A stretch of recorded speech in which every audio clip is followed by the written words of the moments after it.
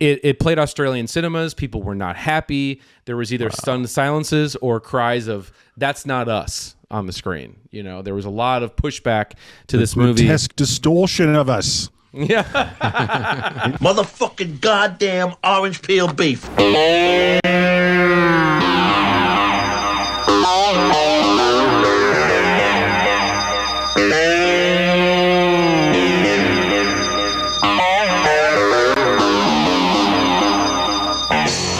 All right, everybody.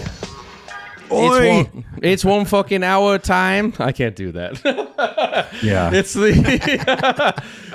the movie where we talk about one fucking movie for one fucking hour. I am Evan Husney, and we got to my left Big T, Tom Fitzgerald. What's going on, T? Barbara Streisand. Okay. That's it? Okay. All right. Google it. Okay. All right, I will. I'll do that. Right? Yeah. Maybe it's a song. Okay. Yeah, I don't know. All right, we're going to do that a little bit later. But before we do that, to my right, we also got Mr. Marcus Herring. How's it going, man? Good day, mates. I can do the Australian accent. I'll try. Oh, God. Commit. Do the whole episode. Just go for it. Oh, my God. That would be absolutely insane. Please don't do that. Yeah. Yeah. All right, so here we are, of course, for episode number 71 of the show. And of course, we're doing this thing, this new gimmick here on the show, where each episode number is going to correspond with a particular year of cinema. Of course, that being 1971. We put up 4 movies on our Instagram page from 1971, and this is the movie that you voted for, which of course is Wake in Fright, directed by Ted Kotcheff. This is the film you guys chose, which I was a little surprised by because it is probably the deeper cut option on the menu for 1971. So very cool that we'll be getting into this movie. Very close and personal film to me, which we'll get into for reasons we'll get into later. But before we get into this episode, guys, I just want to give a quick shout out to our Patreon, patreon.com/onefuckinghour, which you can sign up for right now for $5 a month. And that's where you can get the only place you can get our exclusive feature-length audio commentary tracks that we're now 3 deep on that we have recorded. We've done Texas Chainsaw Massacre. We've done Star Wars. You can grab up there. But the most recent one, which we just finished recording the other day as we're recording this, was our feature-length audio commentary track to Psycho 98 by Gus Van Sant. No, but what I was talking about was this stupid insert shot, like right about now, like right now, I think. And how like do you know that? like the fly on the sandwich. Like there's no Hitchcock, like Psycho. Like let me get that fly on a sandwich to show what. Vince is like immediately off-putting. He's like physically imposing. He's like a big, beefy jarhead football player. It looks like at any moment, it looks like when they yell cut in any of these scenes, he high-fives the crew. Like, that's what I'm talking about. Yeah. That was Money Baby. Right? Tell me that wasn't Money Baby. Yeah, exactly. Psycho, but really, baby. Can you not see? Would you be surprised if he high-fived at the end of this show? No, he did. He did. Like that's what's up. Woefully misguided shot-for-shot remake of Psycho, Hitchcock Psycho. Holy shit. That was fun, though. It was fun. I can't believe we've had to watch that blast. film twice for this podcast. I know. Never again. Never again. It was a blast. I mean, we just went shot by shot, scene for scene, just like tearing it apart. On the autopsy table. It was pretty wild. I don't know if we stopped talking the entire time. No. No. It was. There's a lot to tear apart. Absolutely. A little bit of a different experience than the usual love fest that we get into on these commentaries. This is picking apart all the reasons why this movie was a fucking massive failure. So if you want to hang out, kick back, watch Psycho 98 with your boys, get on patreon.com/onefuckinghour right now. Sign up for just $5 and you're in. Welcome to the Special People's Club. There you go. All right. Boys, should we get to tonight's flick? Should we get to the main show here? Yeah. All right. That's Queen.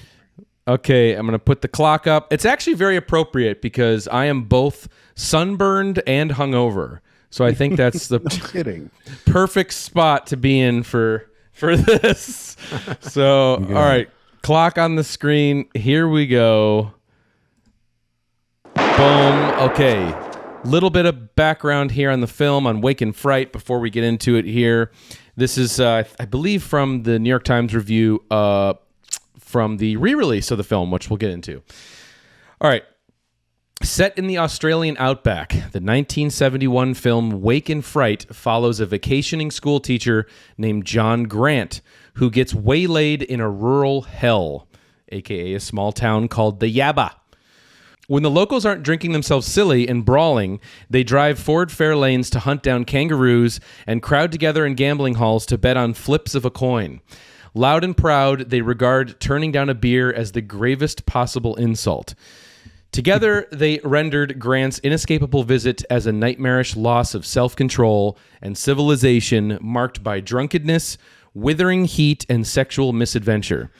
And Nick Cave has said that this film is the best and most terrifying film about Australia in existence.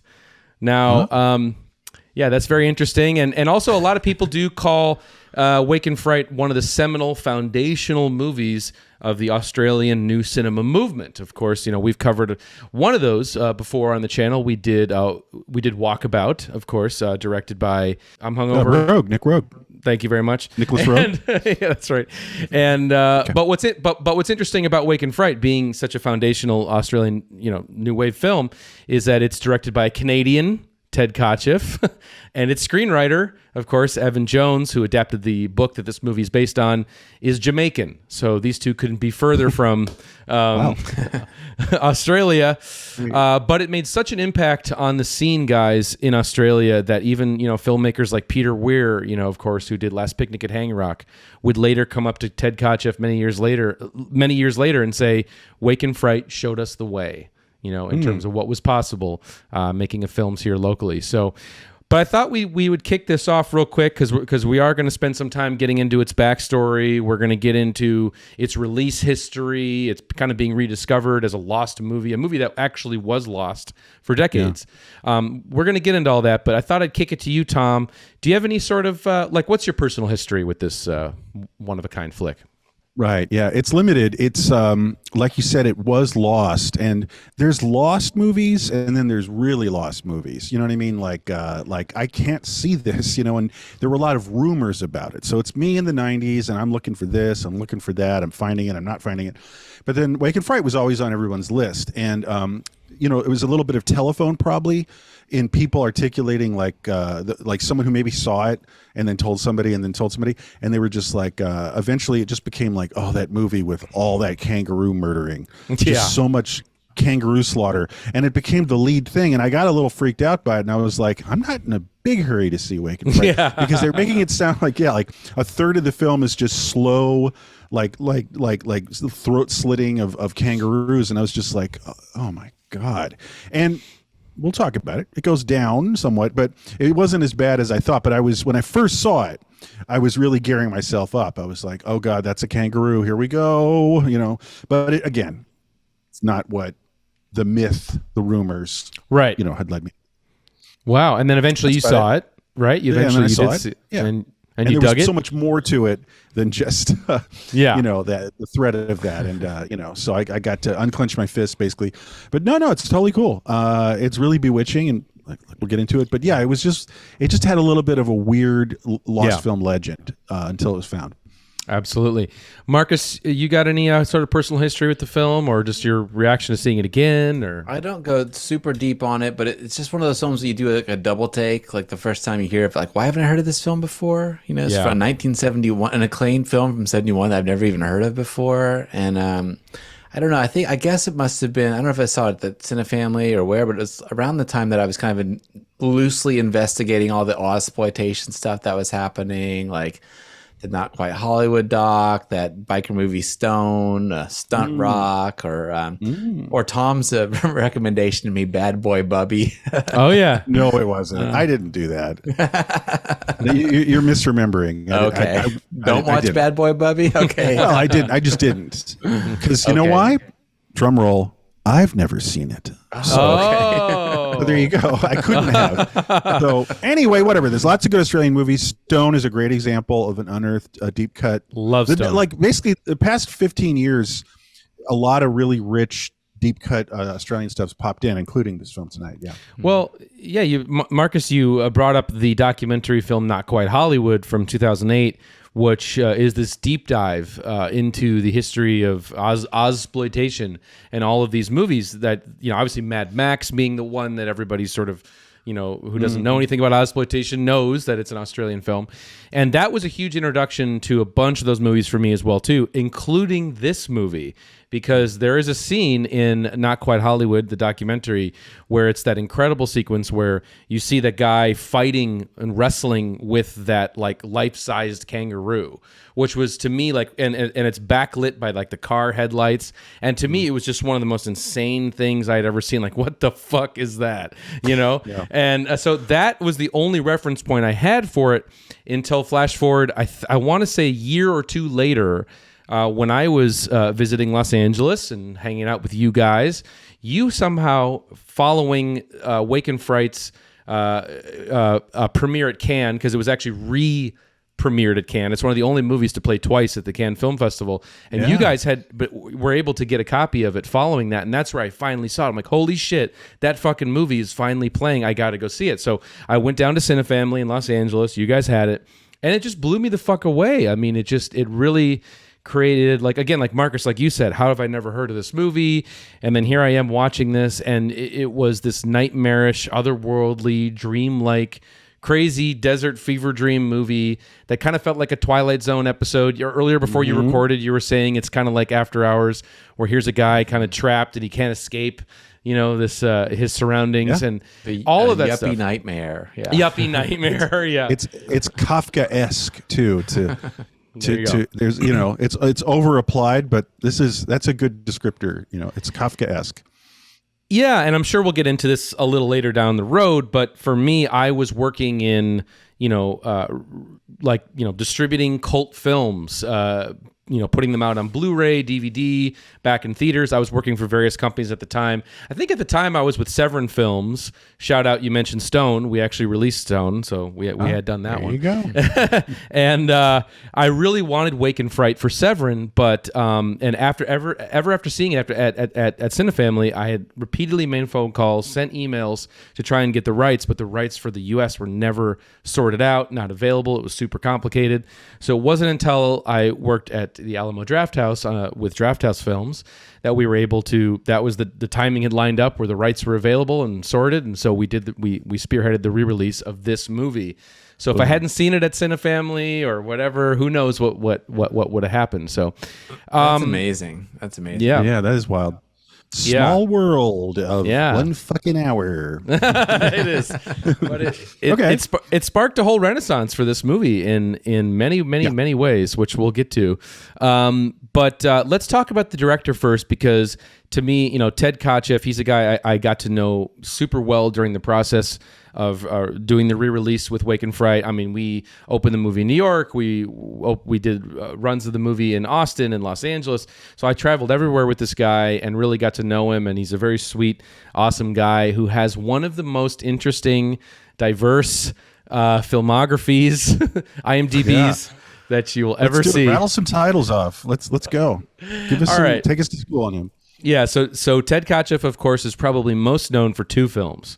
One of them being Rambo: First Blood, which is absolutely a fucking 5-star movie in my book. And it definitely its legacy is bogged down by the sequels, of course, in the Rambo franchise. But the first movie is just an absolute amazing, shell shock Vietnam vet film. It's absolutely, it's one of my favorite films of the 80s. It's not a Sly Stone Stallone cartoon. You know, No. it's like a real film, and that's a real character, and it's kind of like gritty and dirty. Yeah, One of the best. So he's known for that, but he's also known for Weekend at Bernie's. okay. Marcus's I'm favorite. personally a big fan. I've probably seen that movie more than just about anything. You know what I mean? Really? I think we had it's one of those tapes we had like on VHS as a kid. Oh my! So I just watched it God. over and over again. Knowing now that it's a guy who's like probably in his That's 50s funny. making it or something around that time. Yeah. It makes Yeah, sense at least, why yeah. it's a little bit why it's an 80s like kind of young person's movie that is just a little bit out of touch. You know what I mean? Like it was Right. made Yeah. by an older generation. It's such a weird premise, you know. You will see Ted Kotcheff in Weekend at Bernie's. He is shirtless in the beginning, so shout out Ted. But he's also the man behind one of my favorite cult deprogramming flicks. The movie starring James Woods, Split Image, is Right. a real good time. That's a fun one. That's a rip-roaring movie. Yeah. Yeah. Peter Fonda's the cult leader. Yes. And but yes, James Woods steals the show as the deprogrammer, the foul-mouthed deprogrammer. It's a lot of fun. It is. Yeah. It's James Woods being James Woods, you know, talking about like how his apartment smells like a piss hole. It's amazing. It's awesome. Ted also spearheaded really because he is Canadian, and this is a seminal Canadian Jewish film that he directed, which is called The Apprenticeship of Duddy Kravitz. You guys ever seen that? It's I never have. Yeah. Oh man, it's actually really, really, really, good? really great. It's really great. All right. You have like Richard Dreyfuss. It's really his breakout starring role. That kind of I think is what got him on the radar for Jaws and everything. He is. It's very much like a proto Coen Brothers. Like if the Coen Brothers had a '70s career, it probably would have been something like The Apprenticeship of Duddy Kravitz. It's really great. And then he also did one of my favorite fucking 70s movies ever, which I'm going to force you guys to do for one fucking hour at some point. All of these I would do, but I'm going to force you to definitely do North Dallas 40, which is one of my favorite sports-based films of all time. A very gritty look at the world of the NFL in the 70s with Nick Nolte just tearing it up. Yeah. It's one of the very best. Cool. I would Nolte do it. I'm flicks. waiting for you. Like, let's go. Let's go. Yeah. All right, we're going to do it. So anyway, so that's just... That's Ted. That's Ted. He's done so much stuff. Definitely encourage you to check all those movies out if you haven't What a wild already seen. CV, you know, that's just all over the place. Yeah, it is. It is. It really is. Yeah. And then this enormous, 90-minute nightmare we're going to do now, Yeah. So I somehow in wouldn't have that, guessed there was continuity with this film and any of those that you mentioned. I know exactly. Like here he goes. He's making First Blood, and like in the 80s, and it's this monumental success. Launches a huge franchise, but then also he's kind of setting the bar for Australian new wave at the same time. It just makes no sense. Yeah. So what's really cool about Ted is that, growing up in Canada, there wasn't much of a film business back in the 60s and things in Canada. It wasn't happening very much. So Ted traveled to the UK where he made, I think, 3 films there. And that's where he met this writer, Evan Jones, the guy I mentioned earlier, who's Jamaican. And he was hired to adapt this book here, which I'll cut to, which is the Wake in Fright novel by Kenneth Cook. Nice little worn copy here that Penguin I've kept. publishing. Yeah, exactly. Nice. And so Evan Jones adapted that into the screenplay and suggested that Ted check it out. Like, hey, you should read this. You should check this out. I think you might like it. And hell, you might even be able to make a great movie out of it. So that's basically it. That's how Ted winds up in Australia. And Ted spends a month in Australia, and this is key to what makes this movie really great, is that he spent a long time just touring around with those outsider, perspective eyes, meeting people, learning about the culture, seeing like, oh shit, that's weird. Look at these people. Oh my God. Right. What's going on? And like all this stuff that locals take for granted. And he's not even English, he's Canadian. It's, there's a relation, the empire.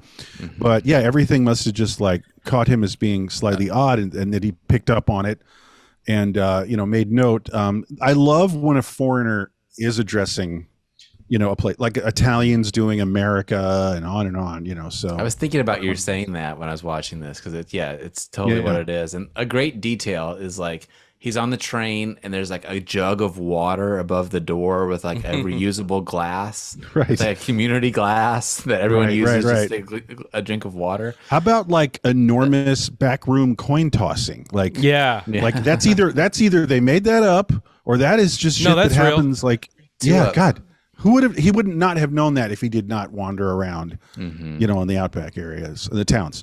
Yeah, awesome.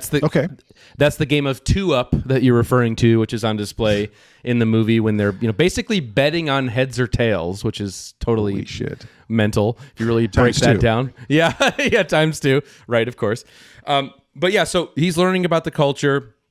And up to this point, before this movie's made, you're not really seeing a lot of films about the darker side of Australia, or you're not really seeing the inward examination of this culture, this outback culture. And that is something that, of course, maybe you do need an outsider's perspective on in order to do, right? Like you really need that objective viewpoint. Sure. But he really did fall in love with, this was a complex and complicated thing because he did fall in love with the details of the existence. The harshness of it, obviously the oppressive sun, the heat. We talk about that with Texas Chainsaw Massacre, and that leading to madness, right? Like sun madness.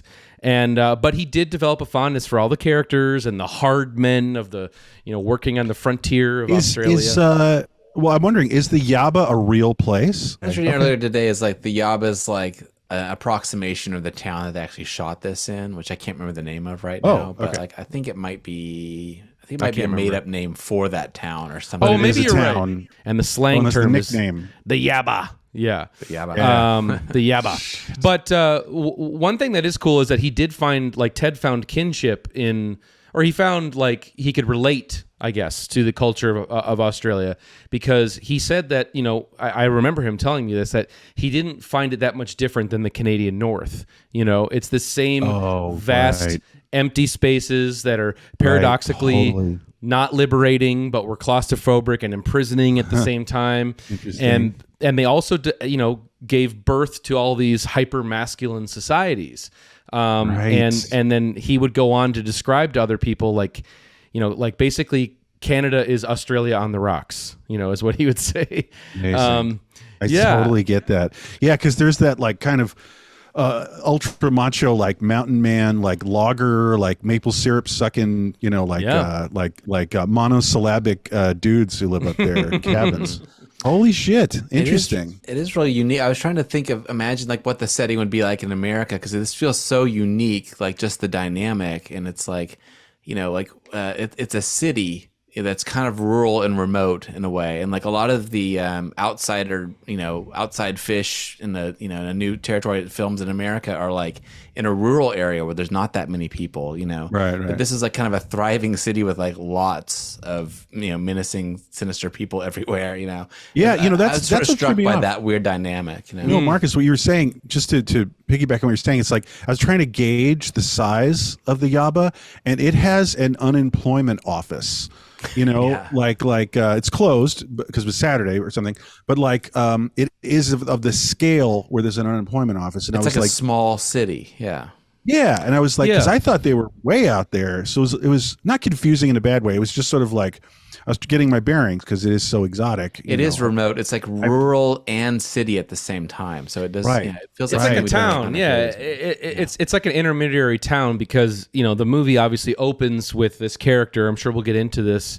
Played by Gary Bond. He plays John Grant, and he's a school teacher. He's incredible in the film. He is a British school teacher who's way out in the even more ruralness of Australia. It's this town called Tabunda, I think is what it's called. And he works there, and he describes in the movie, the character describes this crazy thing, which is that in order for teachers to get placement in these, rural areas of Australia, there's a bond that they basically have to, work out in, so they'll fulfill their whole contract. And And so he's on winter break, Christmas break. Yeah. Well, it's and a Christmas movie. It is a Christmas movie. It's a rare Christmas movie. It does. With blinding, oppressive sun. Yeah. And it adds a whole nother layer of craziness that this is all in this oppressive heat version of Christmas. Totally. That's like otherworldly. But anyway, he's trying to go visit his gal pal who's back in Sydney. And in order to get there, he's basically got to take a train into the Yaba. And then from the Yaba, stop over, he'll be able to fly to Sydney, but he's got to spend one day there. And of course, shit goes awry. We'll get into that. And he's stuck there forever. Yeah. In a loop.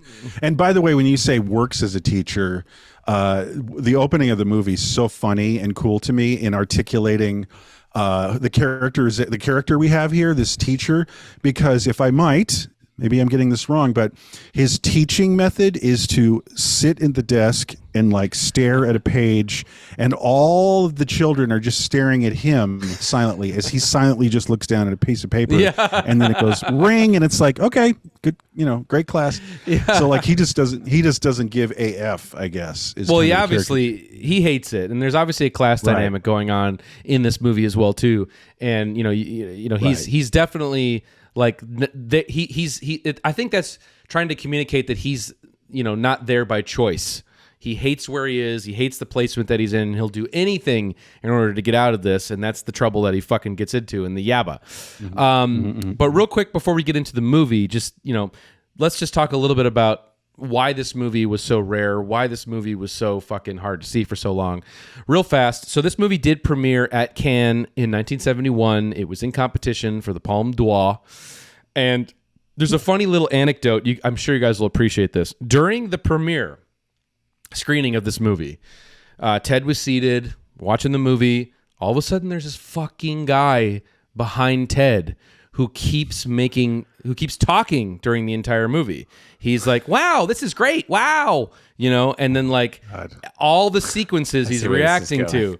And it's like, oh my God, the sexual assault scene that we'll get to a little later on. The guy's saying, oh no, he's not going to do that. He's not going to go all the way. Oh my God, he's going all the way. He's going all the way. And Ted keeps like looking back like, Jesus fucking Christ, who the fuck is this guy? After the screening, of course, Ted meets with someone from United Artists, and he's like, yeah, enjoy the movie, great. This fucking guy behind me, though, do you know who this fucking guy is? Oh, look, he's right over there. Do you know who the fuck that guy is? And he's like, oh, he's just some young director who nobody really knows. His name is Martin Scorsese. No one really knows who he is. Oh, shit. Get out of here. And he's all chatty Cathy at the screening. Yeah. Wow, interesting.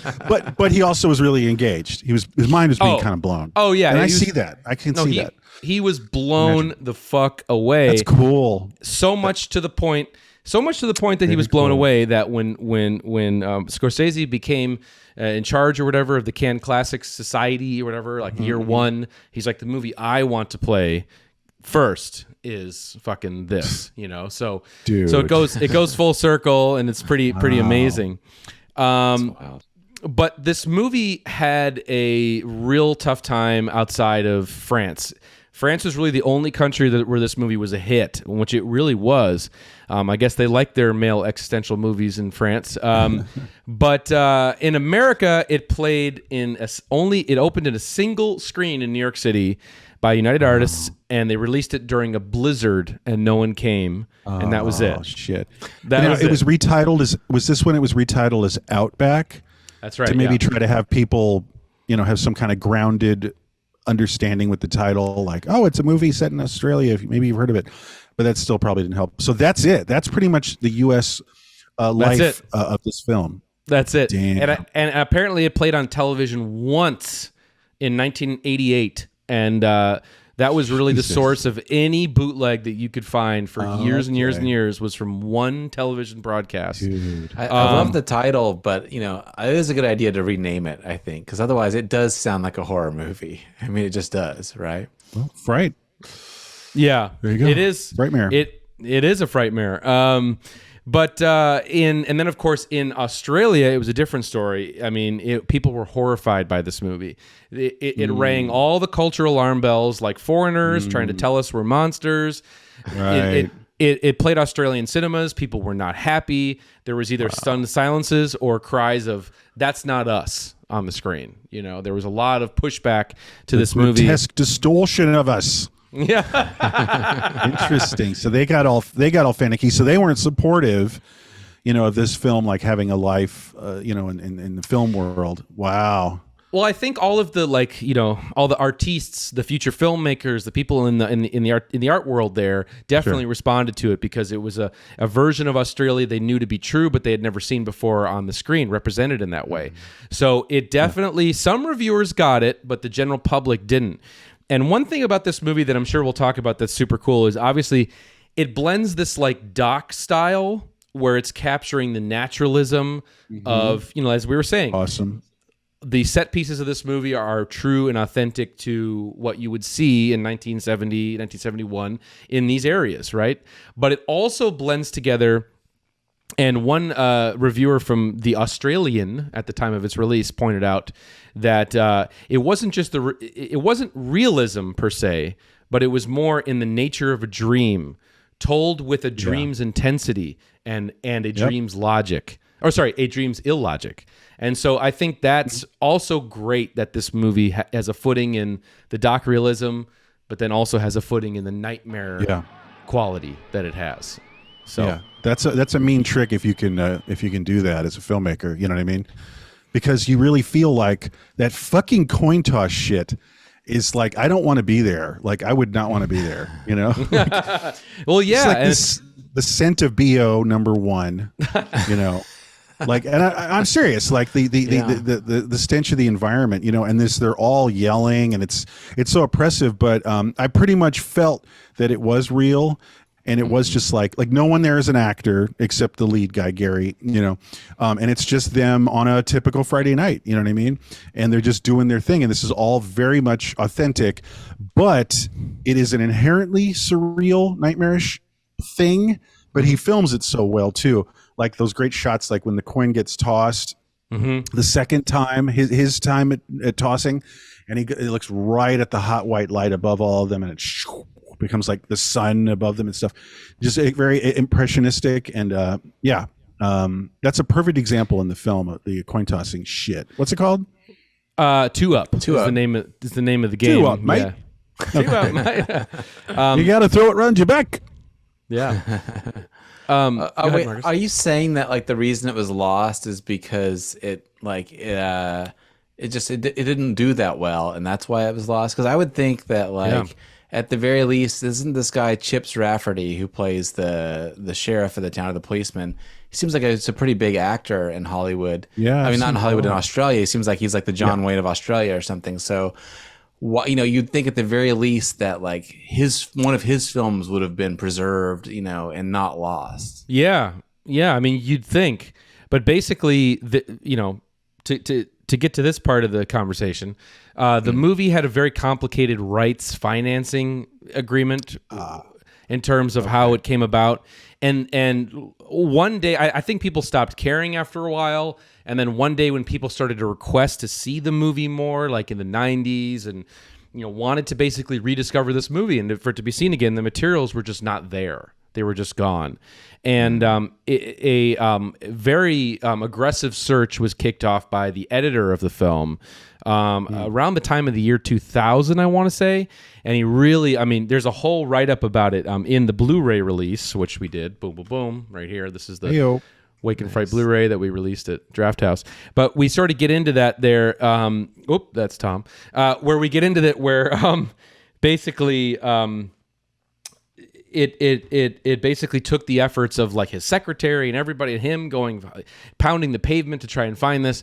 And of course it winds up in the last place. No, it's not in the UK. No, it's not in New York. It's not in Australia. It's in a warehouse in Pittsburgh. Is where the materials wound up. And as the legend goes, they basically found these materials 1 week before they were going to be destroyed because they were actually marked for destruction. So it was like this perfect time in order to get these materials, and then of course they were all shipped over to Australia where they began this extensive restoration, process. Yeah. and it played Cannes. It opened, in 2009, or I think it was. And here we are. Right? I think just to analyze, I mean, a lot of films fall through the cracks for different reasons and in different ways. And I think this one, it just didn't have the benefit of people didn't see it enough or support it enough to, or have heard about it in general to even care to know that it is lost. You know what I mean? It's just simply obscure. Like it just lost in the sands of time. It just kept burying it. And it was like, because there's no, I mean, other than that one character actor, Marcus, you were mentioning, there isn't, like, the lead guy didn't become like a huge star, and Ted Kotcheff is sort of confusing. It wasn't like, I must see Ted Kotcheff's first film, that kind of thing. Yeah, it's just kind of, it didn't have a big buzzy thing. It's just kind of like a really good film. And, but it's especially compounded by Australia maybe still being finicky about the crass representation of them, so like there wasn't a lot of support, but there wasn't even a lot of I wouldn't say there wasn't interest. It was just like no one knew of it to be interested in. You know what I mean? Like it's unknown. Yeah, it's more unknown than lost. Yeah, true. And further evidence is this movie didn't even get released on VHS. So if you don't have a VHS release, I mean, you're fucking doomed, right? No one's going to be checking. It would have helped it, actually. You're right. Yeah, it would have. A little bit. No one's checking in on where these materials are if there's no VHS release, and then of course, yada yada yada. But one more and like thing, I said, like it was talked about in the 90s, but it just it was only talked about, and that was rare for a film to not actually wind up even in a poor state. Like multi-generation, as they used to call it, dubs from like the USA Today channel, right. Like it was because other films, they're not on VHS, but like they do, release, but they do pop up. And anyway, so it's always weird when something that recent is lost. Like you expect a film from the 20s to be gone or the teens or whatever, but when one's from the 70s and people can't find it, it's always let's just wrap it up. There's still film. I mean, with this statement, there's still films that are lost right now from 30, 40 years ago, and people don't even know that they don't know of them. Like you were saying, like you're channeling Donald Rumsfeld, Marcus. Unknown unknowns. You know what I mean? Like there are films now that people just don't know that they want to fuck with. It's just they're disconnected, I guess is the term I would like to use. They're disconnected. Yeah, no, 100%. And also, I do think part of it is that Australia also had not the greatest in terms of preserving their own history in a lot of ways. I mean, there's some factor out there that 90% of all silent era Australian films are gone forever. Just gone. Right. There you go. So, there is a basis for that in Australia, I think. One last thing before we get into the actual set pieces of the movie. Let's get into the movie. Just, of course, we got to have the obligatory Pauline Kael mention on the on the hour. Well, I didn't know she went into it. What did she say? Here's some quotes from her review, which are pretty great. Okay, here we go. The rough white men out there in the wilderness, she wrote of the film, are a new race to us. They're beasts, but not villains. They're decent and unaware of wrongdoing that suggests that they are unreachable. And she also goes on to talk about the style of the film. The semi-documentary aspects of the film are so much more vivid and authentic and original. Jones and Kotcheff have seen the life in a more objective way, almost as if they were cultural anthropologists. Anthropologists. Yeah. Thank you. Cultural anthropologists examining a newly developed form of primitive life. He didn't expand this vision, but he got onto something bigger than the plot. You come away with a sense of epic horror. You came out with the perception that this master race is retarded. Oh, Jesus. That's the R word right at the end. Mic drop for Pauline Kael. Look, I got to say, when she's right, she's right. Like, and what I mean by that is like she occasionally, her take on something was absolutely unique at the time. And almost nobody had a take of any kind. But the fact that she had a take and then she had a good take on this film, good on her, man.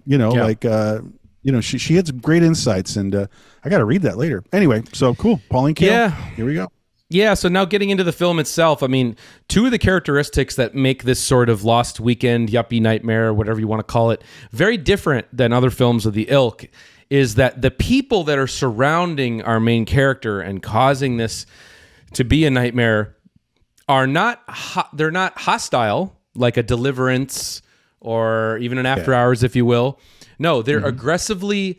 They have aggressive hospitality is the way that the character even talks about it. We've all experienced that, right? Yeah, I have. So. Like the handshakes are too hearty, kind of. Definitely that ring. Yeah, I remember that happening with my mom's friend who's like a wrestler, like crushing my hand. There you go. Harder. Yeah. But that's that is its own kind of menace to it, you know. Yeah, or eat this, like you have to eat more of this, eat more of that, like a family member. Yeah.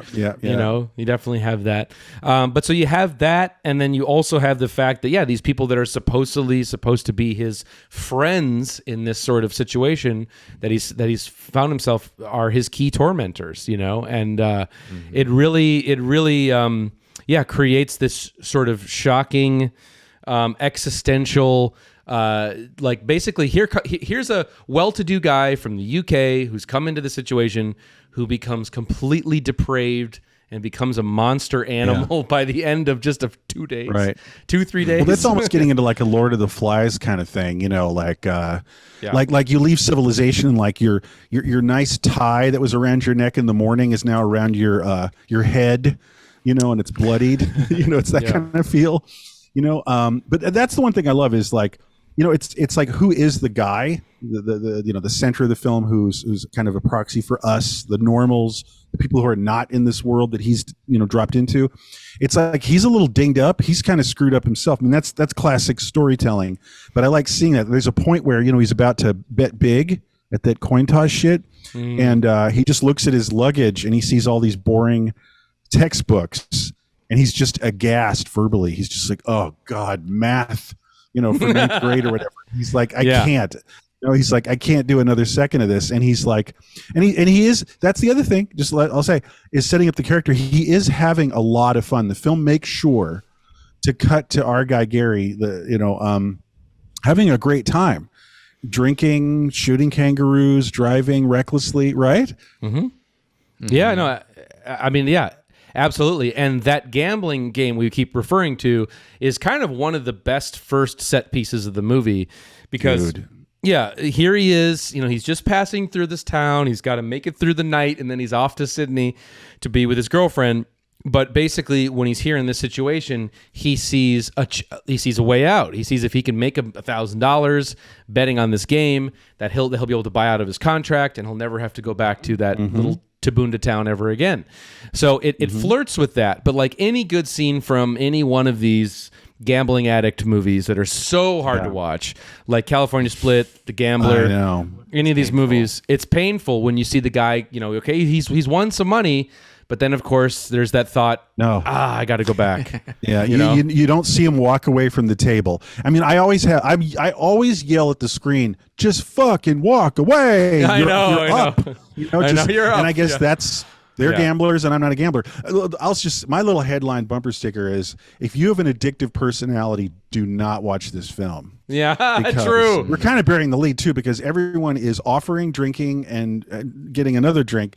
It's all drunk. It's all booze, beer all the time. And then also gambling, because there's also that great shot of like the guys just like mindlessly playing the slot machine in this row. You know, it's like, it just probably ticks a lot of really bad boxes in an addictive person's head, right? I think it's right. I think it's in the running for the drunkest film of all time, like hands down. If it's not, what is? If it's not, what is? Yeah, exactly. Oh, really? I'm not telling a lie. But beer, it's like beer is air. It's just breathing. Yeah, right. Yeah. Yeah, they say don't drink the water. He says like, the doc says don't drink the water in the town. So like it's for washing your face or whatever. Yeah. But, like, holy shit. That's some real talk. That's some alcoholic talk, man. Yeah. That's for washing up. Yeah, have a beer. It is weird. Like it feels so menacing at first. Like when the sheriff is giving him beer after beer after beer, you know, you're sitting there going like, why is he trying to get this guy drunk? Like, what's he gonna do to him? You know, and it's like, no, he's just trying to make him have a good time. Like, I know he's not a bad person. He helps him, you know, but you are on edge. Like, what is this guy's plan? It feels very menacing, and it's like, you know, at the end of it, I was kind of wondering like, you know, none of these people do anything that well. There's some people that do some bad stuff to him, but you just kind of left wondering, like, are the residents bad people? It's like, no, they're just really kind of debaucherous and They're just themselves, amoral and uncivilized, but they're not bad. They're not all bad people. In fact, they're trying to help him a lot of the times, yeah. Yeah. And to help him just have a good time, mate, Yeah. That's what makes it so like cognitively dissonant, because yes, I had too, was just the menacing red flags are constantly happening, but it's like, no one winds up like tying him up in a basement, No. Well, they're not trying to rob him or something. Right. Right. Well, there's not that like traditional, things in movies that would go astray, but there's a few other things that happen. But one of the great just stylistic moments in the film, as you said, Tom, is when he goes back to the gambling game. He's going to throw. He's now sitting on the floor, or he's standing on the floor with the 2 coins, flipping them. He sees, of course, there's that great sort of foreshadowing moment where he's looking straight into the lamp and it blinds him. But then, of course, he's flipped them the wrong way and he's got to do it again. Mm-hmm. And it's one of the great punk rock edits in the movie when he fucking tosses the coins up. We see them flipping in the air, and then you don't even see if they land or not. Just hard cut to him naked in the bed. And with his ass and also, if I'm not mistaken, though, before that hard cut of him naked in the bed I think it's silent. Yeah, it's another good example of it's like pure silence, where it's just like it's his close up of his eyes. The room has gone silent for you as the viewer, and but everyone, including him, is seeing the 2 like double tails falling down onto the on the floor, and I love that cut. Yeah. I was surprised that we saw his full frontal, dong. Like I was surprised in 71. It got me thinking, like, what's the history of male full frontal nudity in big. It would get an X rating automatically. That might have hurt the film, by the way. Like the movie Drive, he said, the Nicholson film, has basketball players in a shower, so they're casually fully nude. And when there was male nudity for years in the early 70s, it was an automatic X. So maybe that also dinged the film. But that was surprising. I agree with you. I wonder, But it's just obviously it's a great metaphorical cut there. Seeing him, losing your shirt, as they say. And then, but from what Ted I remember him telling me about that shot it was, from high above, it was to sort of signify that now this character of John Grant is being reborn and he's starting over, now that he's naked in bed, and now he's going to, start from the beginning all over again and become somebody else. Naked and broke, doesn't have a dime to him. And that's the horror of this movie, is being penniless in this fucking town.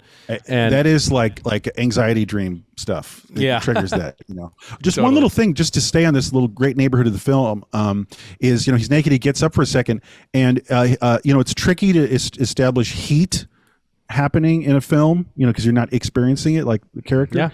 But I think he does a good job in that specific scene where it's like, he looks at he looks at his watch or whatever, and he's thinking like, well, I guess I slept in and it's getting like noontime really hot, but he's like, oh my God, it's 7 a.m. and it's like 101 degrees, that kind of thing. And just the way like he reaches up and pulls the light up. I mean, pulls the the shade up, and it's just blinding white hot light. So I was feeling that oppressive heat thing, and also the choice of being naked is the practical one in the film. Because he's so hot, he couldn't even have a blanket on him. You know what I mean? Right. Mm-hmm. So that feels like bad vibes is a bad vibe morning.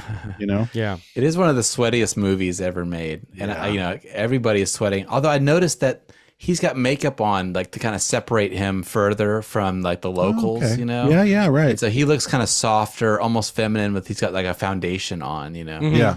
Mm-hmm. Yeah, where everyone's very rustic. And so then from there, when he's kind of wandering the streets aimlessly, there's this great almost, I know it's not a theremin, but it sounds like a theremin.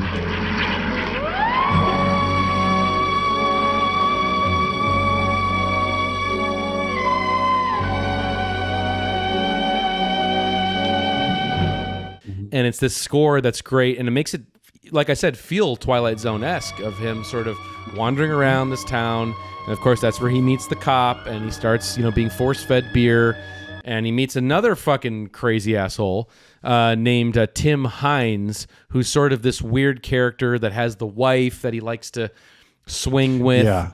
And that's when he really gets into trouble, when he meets him and, of course, his gaggle of weird, fucked up friends. Weird, enormous, like good day, mate, Australian guys. They're like enormous, you know? I think like that's they feel his like daughter, twice as. by the way. I think Jeanette Oh, is it's his daughter. Is Tim's You're daughter. right. Yeah, it's his so daughter, it's even yeah. weirder. You're right. But that You're right. actually, You're right. personally, that house situation to me is the most chilling in a weird way because it feels very out of control, but it's a nice domestic suburbanish kind of home. But it's like crowded with all these completely psychotic alcoholics, everyone, you know, and the wife's like, let's fuck. And the old man is just like, let's keep drinking. And it's just, but it's at this nice, like even at a nice house, it's disruptive with like coarse, out of control, toxic alcoholism. Yeah. Woo! Yeah, exactly. And then of course you find out that, you know, he met earlier in the day Donald Pleasence, who is a doctor of some kind. good.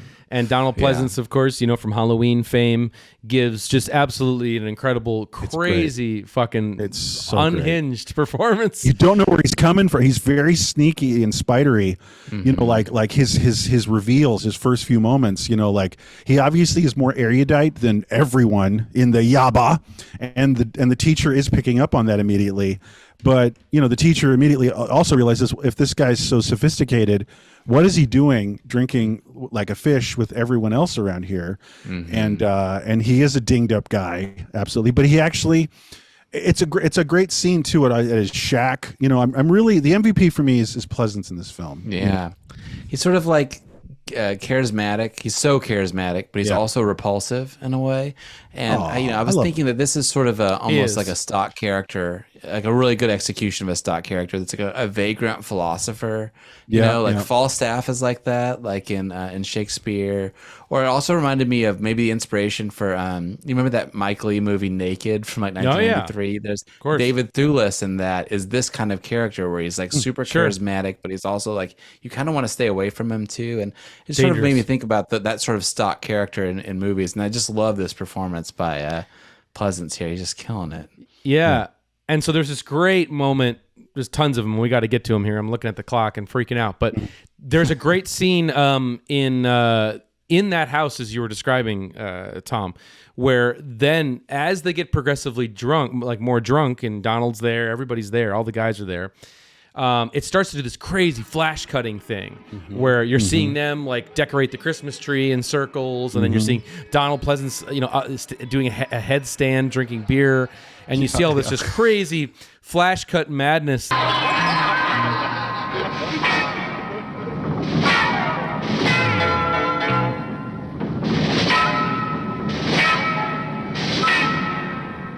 And then, of course, you see John Grant wake up in the shack, and that's when we're introduced to this like nasty Donald Pleasence, you know, fly littered shack, which is just this crazy like plate of kangaroo meat. Oh yeah, it is like Texas Chainsaw Massacre. Yeah.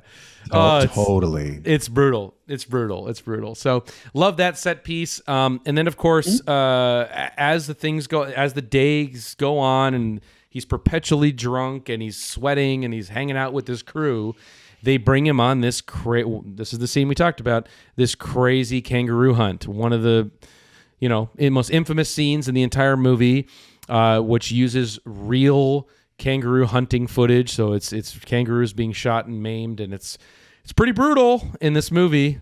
But I thought maybe we should help us out here, Evan. Contextualize it. Yeah, so basically, it is the big trigger warning element of this movie, because seeing real animal cruelty is very harsh. But in this movie, Ted is somebody who is very pro animal. He's an animal lover, and while he was out there doing this research, as I mentioned earlier, meeting people and finding out what's going on in the outback, he was hip to this situation that was going on, where like just about how many kangaroos were being hunted and killed on a daily basis for foreign export business, to make children's koala bear toys was one of them. And also for the pet food industry in basically in the US. So, so just senseless, just crazy massacre, slaughter, taking the skins, doing all that stuff. And so basically during his own outback misadventure. Ted is going around and then it said, why don't we make a short doc about this? So he actually got the some government backing to do this and to basically go out and on this government sanctioned hunt. And because as you see at the end of the film, there's kind of a disclaimer that says, that I think it says something about the survival of the Australian kangaroo is seriously threatened. And these scenes were shown uncut for, with the consultation of leading animal welfare organizations in Australia and in the UK.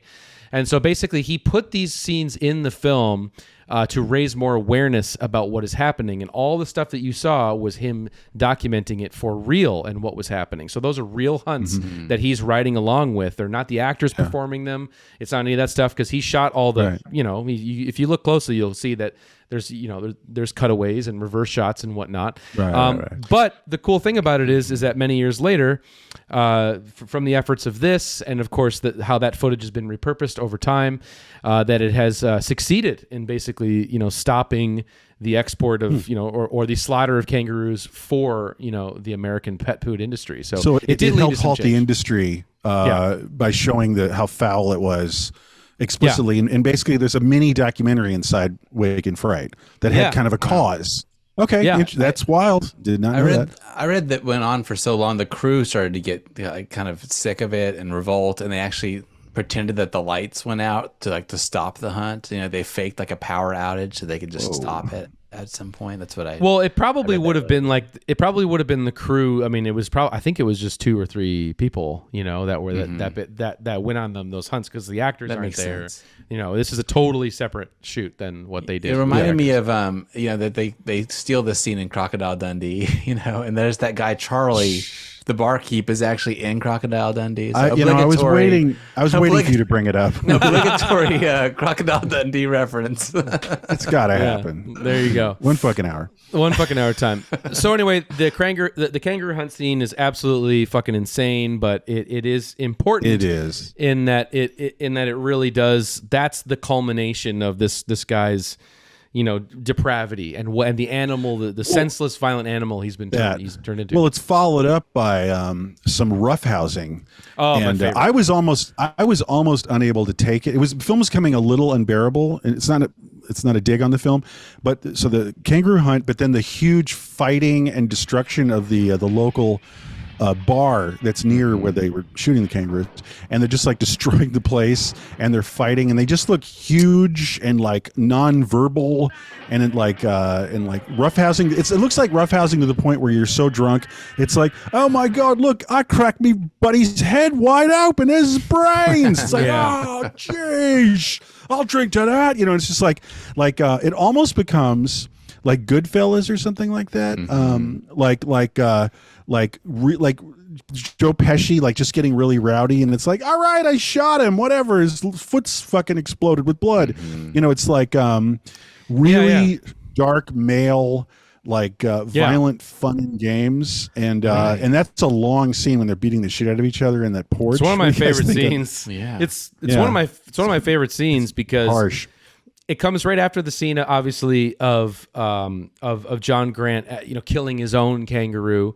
That's what this culminates to him actually perpetrating that himself. Crazy scene. And then they come back to the bar, and we're seeing this display after the hunt of like this kind of escalation of more drinking, total delirious drunk state of mind everybody has.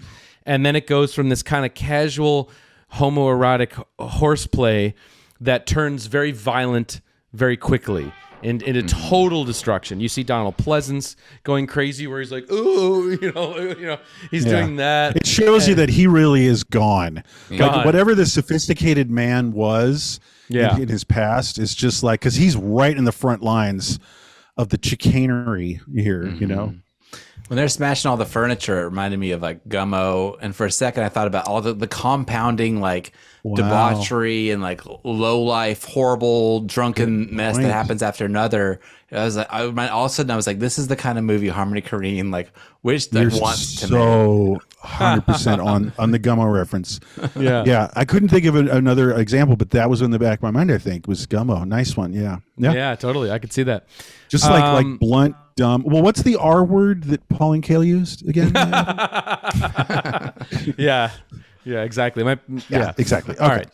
But basically, so going from there, though, okay, once we've reached that fucking crazy scene, it then cuts cuts right back to John Grant and Donald Pleasence back at the shack, and that performance of him taking his jacket off and putting it in the refrigerator, which is the second time that's happened on one fucking hour. The second movie we've ever covered where someone takes their jacket off and puts it in the refrigerator. Things. What was the other one? Things. Oh, okay. Yeah. Holy shit. Okay, I know. Wow. So, but the amazing drunken performance from Donald Pleasence is just fucking out of control in that moment. And of course, then things turn really weird where he pins him down, and through some suggestion, through the clever editing there, and them waking up the next day, there is some sort of, he basically had a gay encounter with something happened with Donald Pleasence. Well, isn't Pleasence in like a nightie? Yes. Like he's like not wearing any underwear, and he's just wearing like a nightie that goes up to his ass cheeks. Yes. Okay, cool. All right, here we go. You do you, man. Yeah. Yeah. Well, there's also, you mentioned this earlier, but like throughout the film, there's these really killer old school, like almost psychedelic montages that are, it's actually getting Nicholas Rogue-like. And I would not be surprised if he was in no way influenced by Rogue, but it has that kind of just like frame of mind, consciousness, stream of consciousness thinking where it's like girlfriend at the beach, terrifying kangaroo stabbing, and it's in this quick, montage.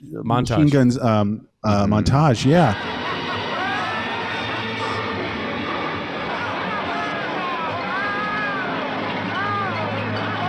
Yeah. And that happens throughout, right? That happens around the time of their drunken encounter on the floor. And then there's the big moment at the end. And then it gets even more evolved. Yeah. So just shout out to the montages. It's also just a great little visual trick too, that he's using the lamp. Again, the lamp becomes another visual metaphor during it's that sort of scene. like when you're the next day after you wake up and you're drunk and you have flashes of what happened, Right. Like a little bit of this, a little bit of that. But then also there's things that are relating that didn't literally happen in recall. You're not recalling, but it's just like they're on your mind. And that actually wasn't what I was referring to, but it is great. Like the flashes of how that one moment when they're in the house and they're all fucking doing the crazy. He's the headstand and everything. I loved that. Those weird lapse, like memory lapse, drunken moments, use as transition points to the next scene, which is really great. But the lamp I was referring to is in that scene in his shack. The swinging lamp kind of becomes this crazy visual metaphor for just like the. It's a callback to like the gambling moment. That's what I was saying. Yeah. Overhead lamp, and it's like the sun outside in the day. Yeah. Blinding.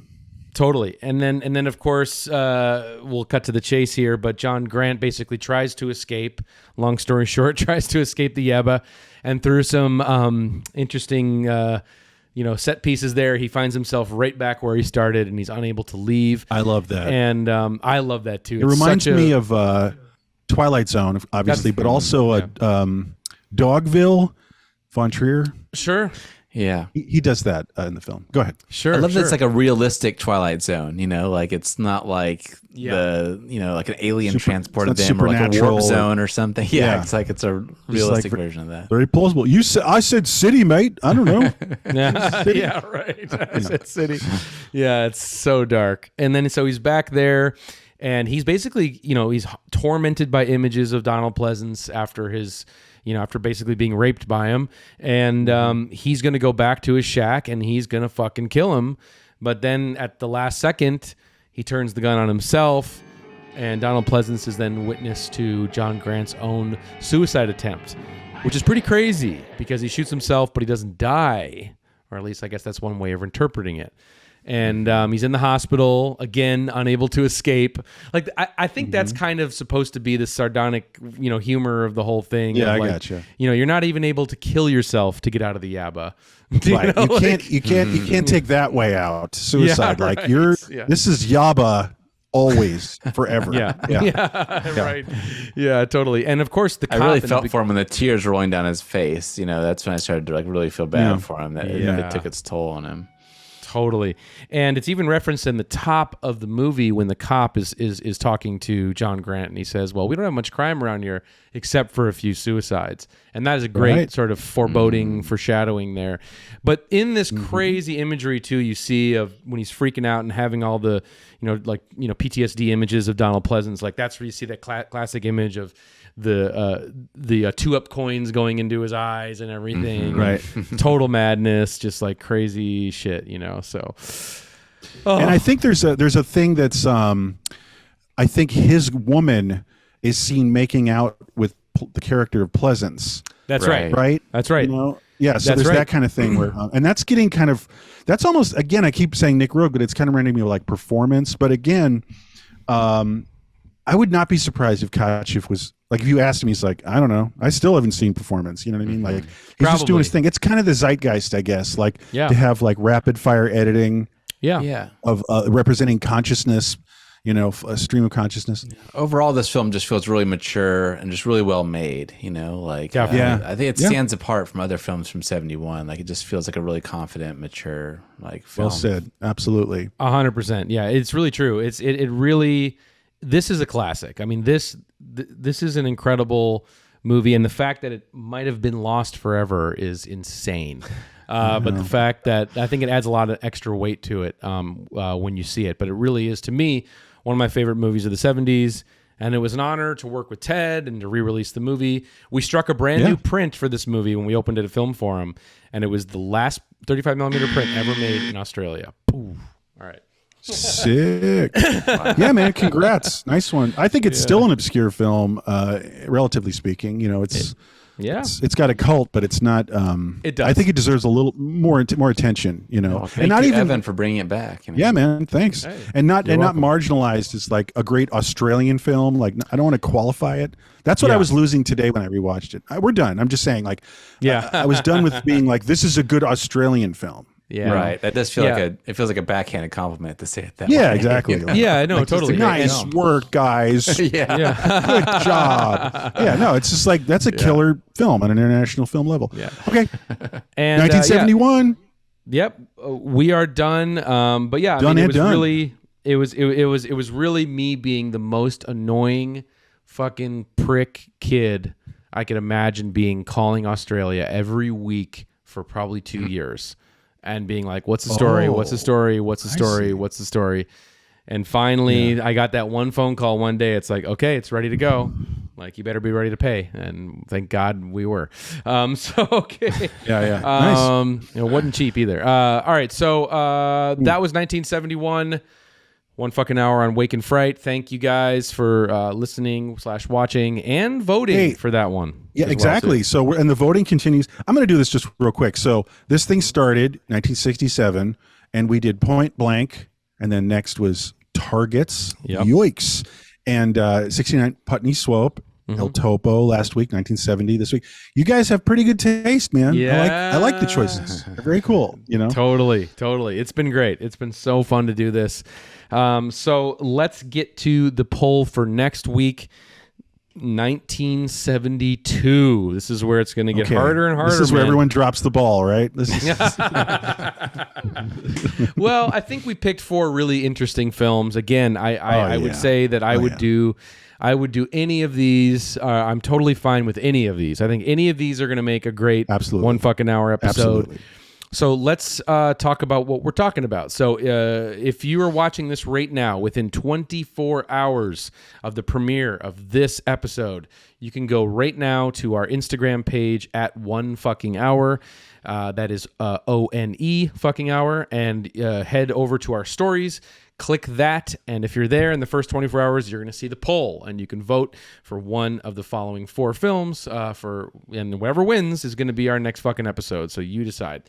But first, let's go through the list of the 4 films that you have to pick from, and then we'll get into a little bit about what that hour might look like. Okay, number 1, how about this? I'm very excited about this because this is the first. I've been waiting to talk about this director on this fucking show.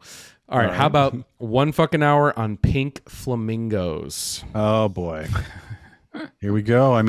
I feel this is a necessary pick because I'm redeeming myself because I still feel guilty in choosing one of his films, John Waters' films, as movies we hate.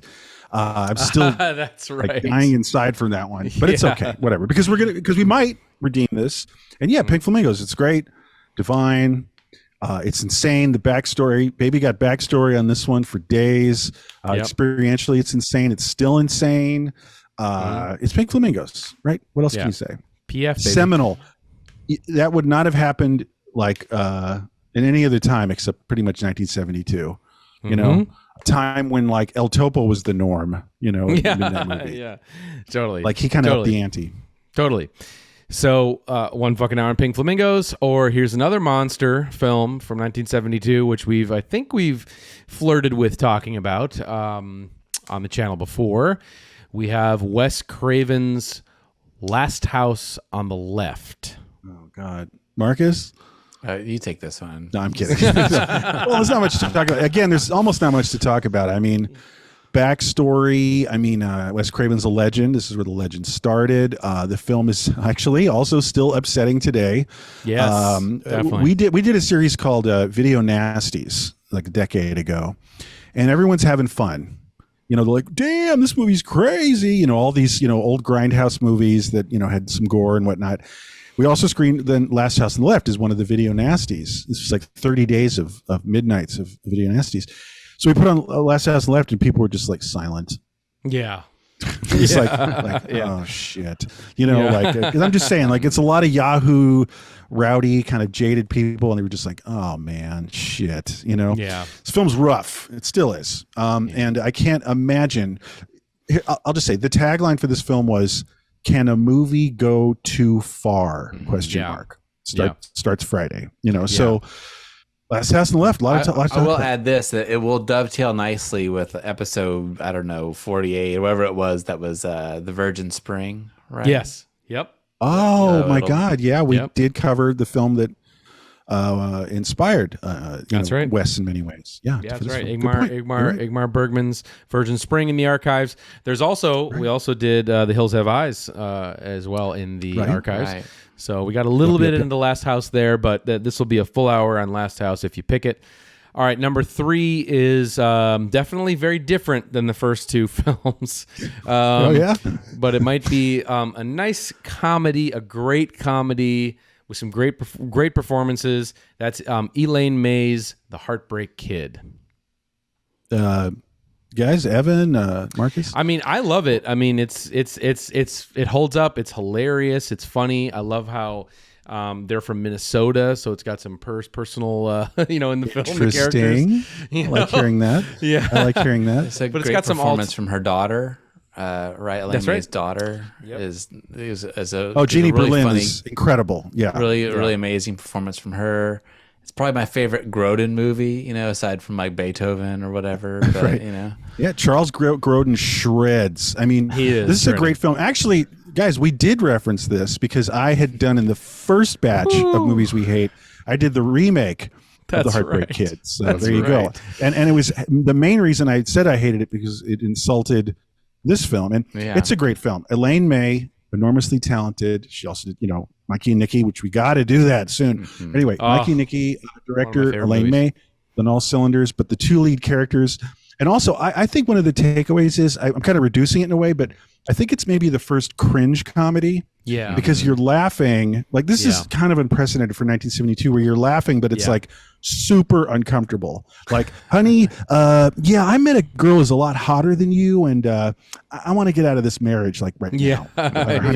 Like that's just like that's funny stuff, right? That's more common today to have a plot line that goes there, but they do what they do it so brilliantly. Sybil Shepherd does look amazing in it too. Sybil Shepherd is quite appealing, and it has a great kind of like soft, sour ending that was unexpected to me. And it does. Still packs a punch. It's very ahead of its Heartbreak time. Kid is really special, and it would help us exercise something that doesn't have like too much head trauma and shootings and stabbing and stuff. Just less in Heartbreak Kid. So, all right, and the last choice, not putting my thumb on the scale at all, but man, I fucking love this movie.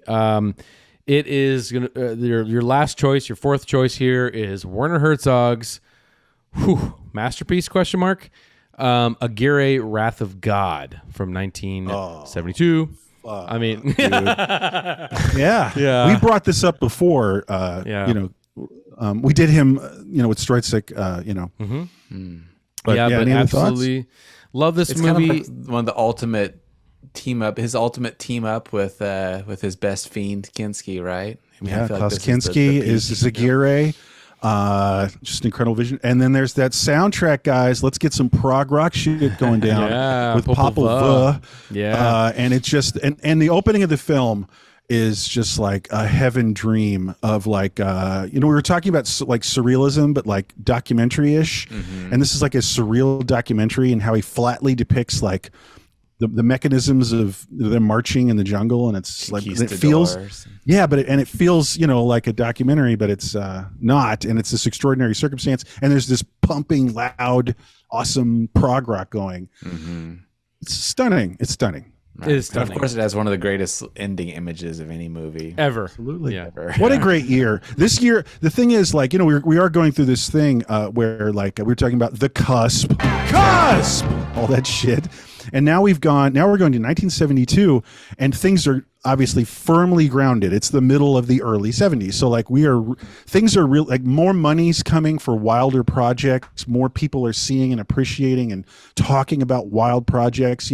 72 is a very peak time, and things got kind of extreme in a great way, and they're about as wild as film got, in my opinion, in that era this year. 72. Yeah, let's do it. So 1972, hop on the Instagrams at 1 fucking hour.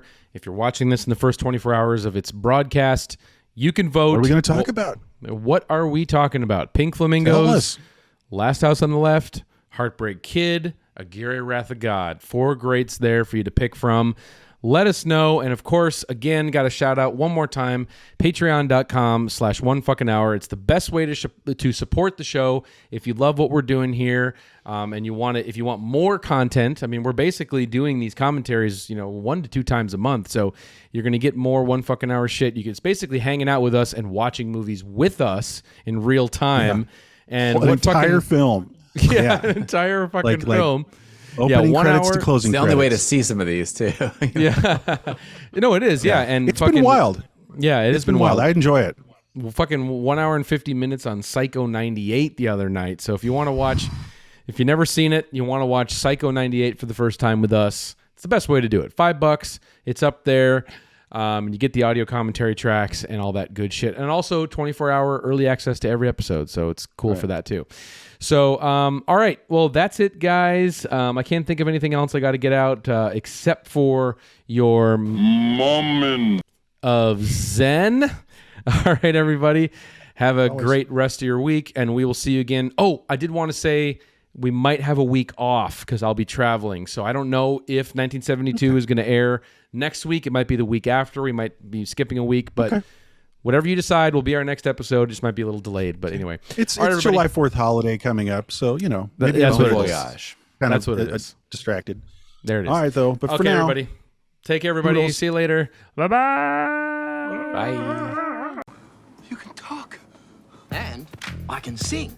I said a hip hop, the hippie to the hip hop, and you don't stop the rock to the bang bang boogie. Set up, jump the boogie to the rhythm of the boogie. This is great. See, I am Jackie Legs, and I'd like to say hello to the black, to the white. Jackie, Mr. Legs, if you could find your way clear to give me back my money. Money? Oh, you mean that money? Motherfucking goddamn orange peel beef.